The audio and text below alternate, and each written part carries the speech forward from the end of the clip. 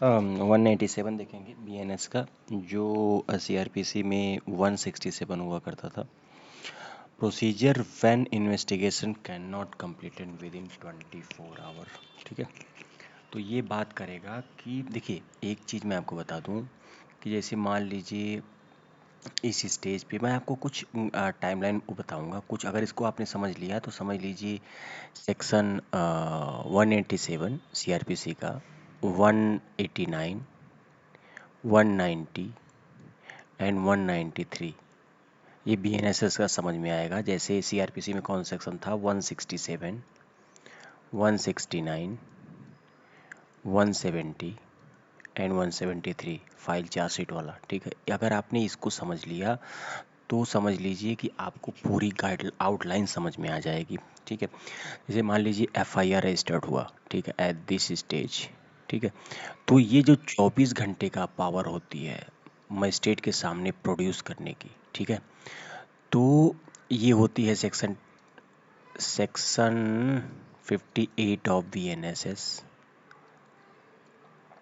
या 57 of CrPC. जो 24 घंटे में मजिस्ट्रेट के सामने प्रोड्यूस करने की जो पावर होती है वो पुलिस के पास होती है। 24 घंटे में इनको करना ही करना है। लेकिन यदि इस 24 घंटे में पुलिस को ये लगा कि सफिशिएंट विटनेस सफिशिएंट एविडेंस नहीं है, ठीक है, सफिशिएंट एविडेंस नहीं है, तो वो क्या करता है, बेल दे देता है और बॉन्ड फर्निश कर देता है, बेल और बॉन्ड पे। ठीक है, फर्निश करता है और ये कहता है कि जब आपको मजिस्ट्रेट साहब बुलाएंगे तो तुमको उस समय आना है। ठीक है, तो 24 घंटे में मजिस्ट्रेट के सामने प्रोड्यूस होना है। लेकिन देखिए आप मजिस्ट्रेट के सामने जो है एक्यूज को पुलिस ले आई। देखिए पुलिस जो ही मजिस्ट्रेट के सामने विद इन 24 आवर बीतने के बाद लाती है, उसी समय पुलिस की ये बॉन्ड देने की पावर, ठीक है, ये वैनिश हो जाती है, ख़त्म हो जाती है। अब ये बॉन्ड नहीं दे सकती, अब वो मजिस्ट्रेट के कॉग्निजेंस में आ गया है।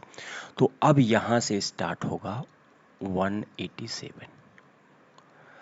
वो लिखा है ना, procedure when investigation can not be completed with in 24 hour. ठीक है, तो अब यहाँ से कंप्लीट होगा। तो कई इसमें प्रोसीजर चलते हैं, मैं उस प्रोसीजर को बताता हूँ। जैसे मजिस्ट्रेट के सामने जब भी आती है ये बात, तो मजिस्ट्रेट क्या करता है कि